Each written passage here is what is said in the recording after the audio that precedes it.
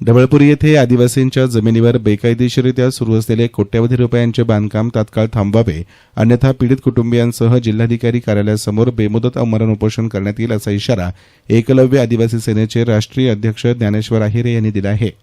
ढवळपुरी येथील आदिवासी महादू तुकाराम पवार यांच्या आजोबांच्या नावे असलेल्या जमिनीवर हरियाणा येथील मुनिंदर धर्मार्थ ट्रस्टनं कोणतीही शासकीय परवानगी न घेता बेकायदेशीर बांधकाम सुरू केल्याचा गंभीर आरोप आहिरे यांनी केला आहे. संबंधित ट्रस्टनं इतरही आदिवासींच्या जमिनी बळकावून त्यांना भूमिहीन केल्याचा दावा करण्यात आला आहे. आदिवासी जमीन हस्तांतरण कायद्यानं बंदी असताना काही व्यक्तींनी संगनमतानं बोगस आदेशांच्या आधारे खरेदी विक्री व्यवहार केले. विशेष म्हणजे या जमिनीवरील सिलिंगचा शेरा शासकीय अधिकाऱ्यांच्या मदतीनं हटवण्यात आल्याचा आरोपही करण्यात आला आहे. या बांधकामासाठी कोणतीही बिगर शेती परवानगी, बांधकाम परवाना आणि अधिकृत वीज कनेक्शन नसल्याचंही स्पष्ट झालं आहे. इतका गंभीर प्रकार सुरू असतानाही काही अधिकाऱ्यांच्या संगनमतानं आदिवासींची दिशाभूल केली जात असल्याचा आरोप करत या संपूर्ण प्रकरणाची उच्चस्तरीय चौकशी करण्याची मागणी आहिरे यांनी केली. मी ज्ञानेश्वर आहिरे, एकलव्य आदिवासी सेनेचा राष्ट्रीय अध्यक्ष. पारनेर तालुक्यातील ढवळपुरी येथे जी आदिवासीची जमीन होती, या जमिनीवर एका ट्रस्टने अतिक्रमण करून तेथे बेकायदेशीर असे बांधकाम सुरू केले आहे. आदिवासी जमीन असतानाही या जमिनीची परस्पर खरेदी विक्री झालेली आहे. आदिवासी जमीन हस्तांतरात बंदी हा कायदा शासनाने लागू केला, पण ह्या कायद्याचं कुठेही भीती दिसत नाही. अधिकाऱ्यांना हाताशी धरून येथे परस्पर खरेदी विक्री करून या ठिकाणी अनेक कोट्यावधीचे काम सध्या सुरू आहे.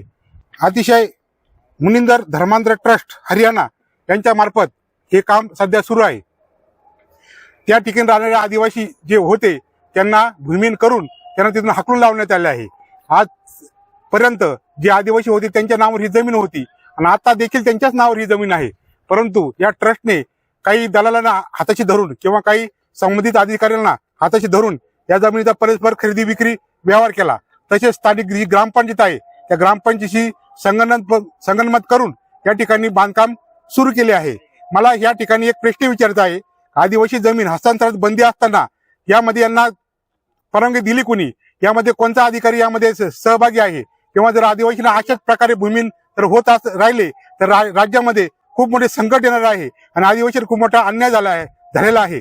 आमची माननीय जिल्हाधिकारी साहेबांकडे या ठिकाणी एक अशी मागणी आहे की जे ढवळपुरीमध्ये जे आदिवासींवर जो अन्याय झालेला आहे, जी जमीन यांची गेलेली आहे, त्या ट्रस्टची संपूर्ण चौकशी करण्यात यावी, उच्चस्तरीय चौकशी करण्यात यावी आणि चौकशी केल्यानंतर या ट्रस्टमध्ये जे सामील आहेत ते संचालक असो किंवा ट्रस्टचे जे मालक असो त्यांच्यावर अनुसूचित जाती जमाती प्रतिबंधक कायद्याप्रमाणे कारवाई झाली पाहिजे अशी आमची मागणी आहे. आणि ही जी जमीन आहे ती आदिवासींना परत द्यावी अशी आमची शासनाकडे विनंती आहे. आणि आमच्या विनंतीला जर मान शासनाने दिला नाही, आदिवासींची जमीन जर शासनाने परत दिली नाही तर संपूर्ण जिल्ह्यातील आदिवासी एकत्र येऊन माननीय जिल्हाधिकारी कार्यालयासमोर बेमुदत आमरण उपोषणाला बसतील. याची संपूर्ण जबाबदारी शासनावर राहील याची मी या ठिकाणी असा इशारा मी देतो.